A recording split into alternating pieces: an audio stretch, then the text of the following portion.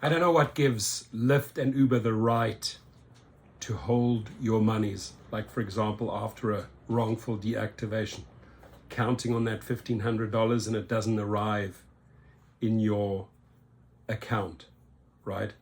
And you have to take action on that, just like these people will have to take action. Lyft holding on to thousands in payments to immigrant drivers. The Illinois Independent Drivers Guild says there are about 40 drivers in the Chicago area who have earned money, in some cases thousands of dollars, that has been withheld because Lyft said it received no match letters from the IRS, meaning their individual tax ID numbers don't match records in the federal system.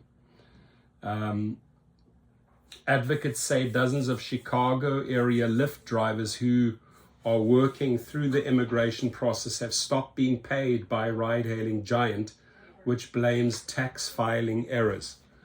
The Illinois, any reason to hold your monies, ladies and gentlemen.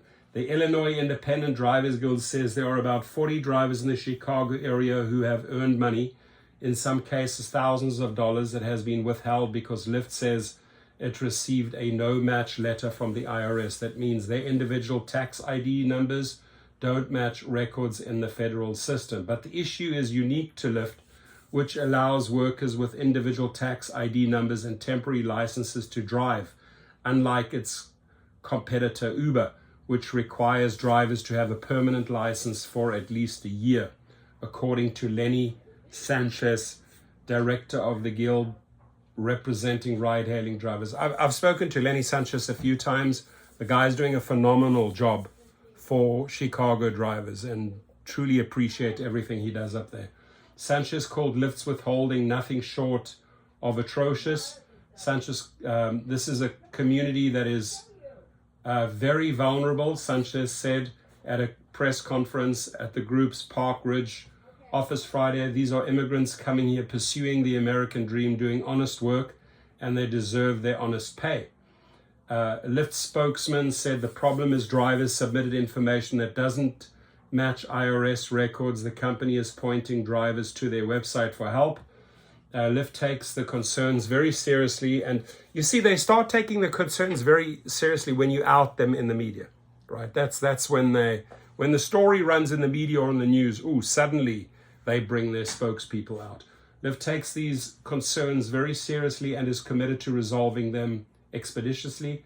A Lyft spokesman said in a statement, "We are aware of drivers facing a payment issue due to submitting tax information to our third-party payment processor that does not match IRS records." Driver Rogelio Vasquez said with about 7,500 of his Lyft earnings in limbo, he couldn't keep up with payments on the car. Okay, so you owe him there, dude.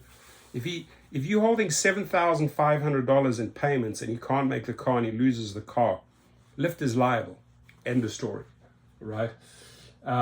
Couldn't keep up with the payments on the car he bought to supplement the income from his landscaping business and moonlighting in the local professional wrestling circus. The car was repossessed 2 weeks ago.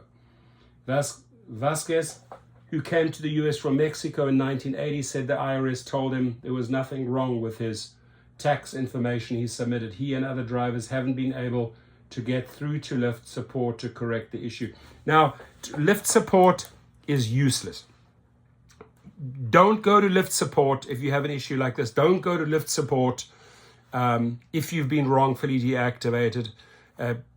Below there's a link. Go to Gig Rocket. We go straight to the legal department. File the paperwork straight on the attorneys. You don't sort this out, you pay. There's a lawsuit happening. You got to threaten, and if they don't act on the threat, you got to follow through with the threat, which is file the papers. So if I was these guys, if I was this guy, I would file the small claims yesterday, right? Lenny Sanchez, I've spoken to you before. I've recommended to you using small claims. Get your guys filing small claims yesterday, and this is resolved. Believe me, it's resolved, because when you start hitting the courts with all these 40 driver cases, and then you add on the fees that they are losing, right? The guy doesn't hit them for 7,500. He might hit them for the max, maybe 10, 12, 15,000.